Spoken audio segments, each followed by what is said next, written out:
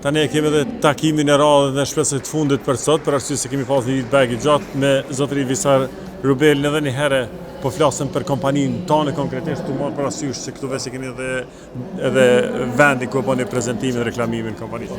Po, unë e pata mundësin edhe dëshirin me arë me plu kompaninë tem këto pej Zvicrës në B2B në Tiranës me prezentu unë e shkabaj, kompania jonë është ne gjermanisht thojmë planungspyronizyre, konsulente për energji, për nxemje qendrore, për ajrim, klimatizim, edhe këshillojmë afaristës, këshillojmë komuna, shtete, edhe privat persona për me kursy energji.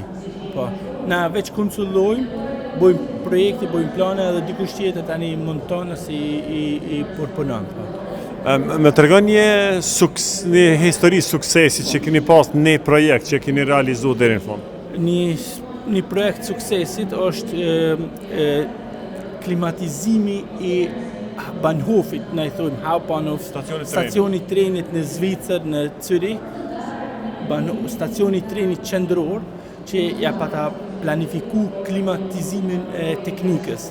Domethënë aty ishte një objekt 18 katë e madh, këtë beton me teknikën e shinave, teknikën e trenave, që deshke mu siguru që mos me hyp temperatura në altë, mos me ra shumë poshtë që me kanë klimatizume shumë perfekt që me funksionu teknike.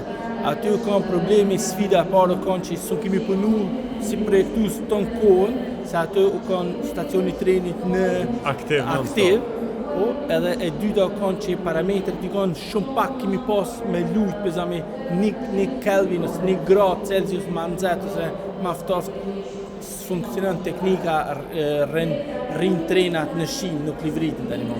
E që ajo kanë një sfidë edhe një sukses që e kemi kry. Do me hanë ka pas qast mjeshmërit madhe që u dasht me punu sakt edhe shumë. Të marrë parasysh që Shqipëria nuk ka stacion trenit, çka mendoni se mund të ndihmoni Shqipërisë në një projekt të madh dikon?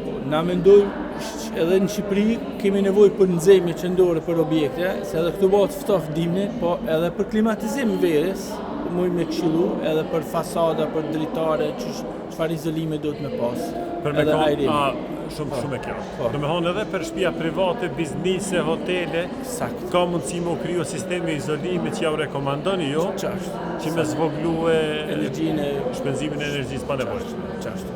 Unë ju përgëzoj për kompaninë, ju përgëzoj për punën natyrisht, si thash edhe më herët, edhe na do bisedojmë natyrisht unë edhe Sam.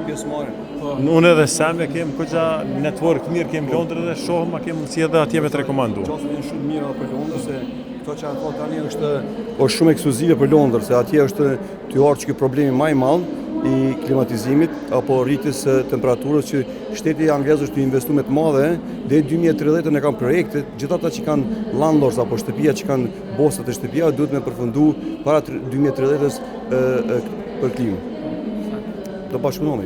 Shteti zvicran subvencionon shumë parë, shumë kapital për me izolu objektet e vjetra, edhe shqiptarën i ftoj që me investu në objektet e veta, që me i renovu, me izolu, që me kursy energji, edhe subvencionon pej shtetit.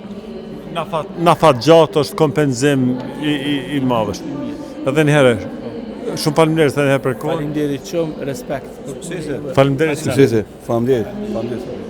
Faleminderit edhe juve, kamermanin nderuar. Faleminderit. Label e thonë, si sa përsen energji objekti jo. Po. Na kemë detyrimisht, na kemë. Edhe na kemi. E sa është ideja që ata me plurën në Kosovë.